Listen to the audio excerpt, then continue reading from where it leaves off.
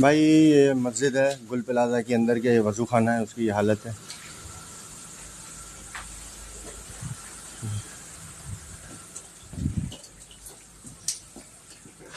ये मस्जिद की नमाज़ें सफ़े और सब है।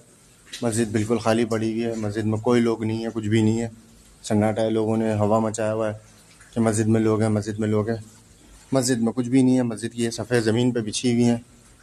मजबूरी में जूते पहन के हम में आ रहे हैं। बिल्कुल गर्माइश और हीट है। ये मस्जिद का मीनारा है, ये पंखे और ये सब बिल्कुल मस्जिद भी बज़म हो गई है। कुरान पाक और सिपारे अल्लाह पाक की बरकत से बिल्कुल महफूज तरीन है, कुरान पाक के सिपारे और सब। बाकी मस्जिद के अंदर एक बंदा नहीं है, सिर्फ हीट हीट हीट और हीट है, गर्माइश है। ये अल्लाह पाक की कुदरत है कि कुरान का रैक और कुरान पाक इसमें रखे हुए हैं, बिल्कुल सही सालिम, किसी कुरान पाक को कुछ भी नहीं हुआ। ले चल इनको बाहर। हाँ, इनको उठा ले, इनको सबको बाहर ले चलो भाई।